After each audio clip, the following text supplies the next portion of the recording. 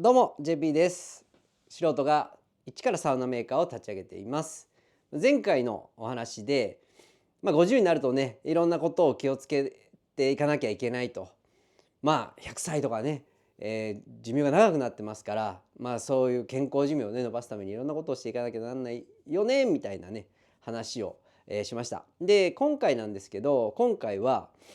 そのマーケティングっていうことで、卵サウナの商品価値がねどこにあって、そして、その価値がね最大に伝わる人は誰なのかっていうところをね探していかなきゃならないので、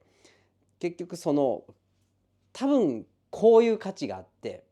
できっとこういうお客さんに、その価値は、刺さるだろうっていう仮説をね立てないといけないですよね。でそうしないとなかなかこの例えばブランディングなり、広報活動っていうものが始まっていかないと思うので、まずはねそこの、調査をしないといけないと。で仮説を立てるためにまずはね僕アンケートですねやっぱり。えーおそらくこういう方がお客さんになるんじゃないだろうかっていうところのね、人に対して、ヒアリング形式でアンケートをしていったということになります。で、それをね僕自身の、脳内にストックして、その情報をもとに、この仮説を立てていくっていう、流れにしていきたいなと思っています。で、実際ね、会う人なんで、じゃあお客さんなのかどうかわかんないですけど、でも卵サウナにね、もしかしたら入られるかもしれないっていうところで、会う人にね、サウナが好きなのか嫌いなのかみたいなことをね、聞いていったんですよね。で、好きであればどういったところが好きなのか、嫌いであればどういったところが嫌いなのかっていうところをね、ずっと聞いていったんですけど、まずですね、これね、意外や意外、このサウナ嫌いってめっちゃ多いんですよ。で、なんかの記事でも書いてあったんですけど、サウナ嫌い7割、サウナ好き3割みたいな。7割嫌いって多いって感じですけど、実際ね、僕ヒアリングしてても、なんとなくそれぐらいの割合なんですね。で、ああ、そうか、みんなサウナ嫌いなんやとか思ってたんですけど、実際ね、よく考えれば、僕も嫌いだったんですよ。で、あの初めてね僕がサウナに入ったのはそれこそ小学校4年生の時で、友達と一緒にね近くの銭湯ですね、本当の銭湯、昭和の銭湯って知ってますかね。すごいんですよ。女湯と男湯がバーンって壁一枚でね仕切られていて、その入り口の先頭にね番頭さんっていうねその店の管理人の人がね座ってるんですよ。でその人にこうねちょっと高い位置に行ってねこう上めがけてこうお金渡すんですけど、その時にねいつも思ったのがね、番頭さん女風呂丸見えやんみたいな、女子の着替え室丸見えやんみたいな、友達とねそんなことで興奮してましたね。毎日女の人裸見とんじゃんあの人みたいな。みんなが思ったんじゃないですか。真相は知らないですよ。その仕切りがあるかどうかわかんないんで。もしかしたら見えてたかもしれないね。昭和の時代ですからね。で、そんなことにね、お金渡して入って自分のロッカーに服を入れてっていうようなね、ところだったんですけど、そういうところでね、小学校4年生の時に友達2人でね、行って、で、いつものごとくね、入ってたんですけど、ある日ですよ、サウナ室が目に入って、あれなんやみたいな。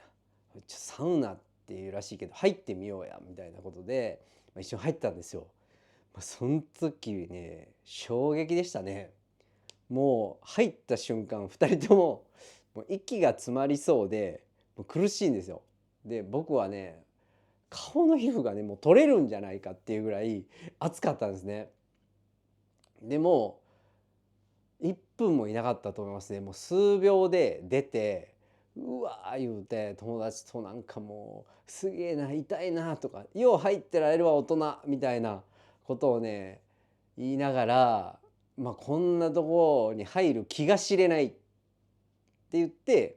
その経験終わったんですよ。だから本当にずっと嫌いだったんですねサウナ。で10代20代もずっと嫌いでした。で好きになったのは30代なんですよ。で10代の後半とかになるとちょっとこう大人の仲間入りしたいみたいな友達とかがねサウナにハマりだしたりするんですよ。でなんか一緒に行ったりねちょこちょこしてたんですけど、やっぱりねクラクラが先に来て気持ちいいとこが全くなかったんですね僕は。だから、友達と行ってもサウナじゃなくて風呂だけ入って、サウナはもうちょっともう付き合い程度にちょっと入るぐらいみたいな、それでもクラクラするから、すぐ出て、サウナほとんど入らないみたいな、いや俺サウナもうあかんねんみたいな感じで、そんな時期がありましたね。やっぱり20代、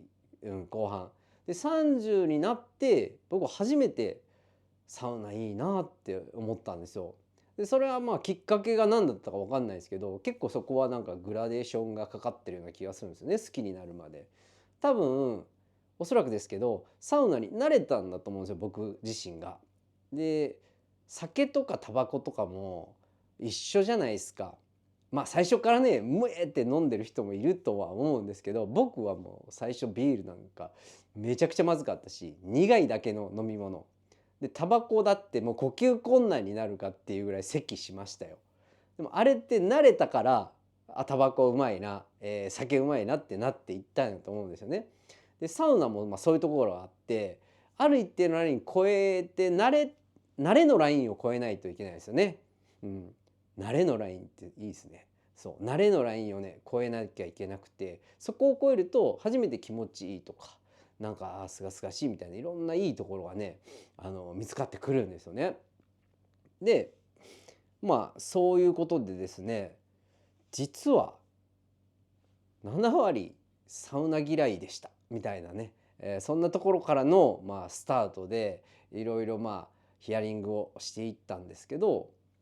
来週はそうですね、今週ここで終わりなんですけど、来週はその調査結果のところをねまた投稿したいなと思いますので、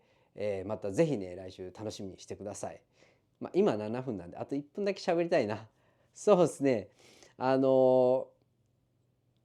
今ねガンガン今ね切り出しを始めてるところで、いよいよ形にできだしてるところなんで、ぜひね、皆さん楽しみにしておいてほしいっていうことと、一回ね完成したらねなんかこう完成、パーティーじゃないですけど、パーティーはしないか動画をね、一つお送りしたいなというふうに思いますので、このねポッドキャスト形式で、聞いてくれてる方がね、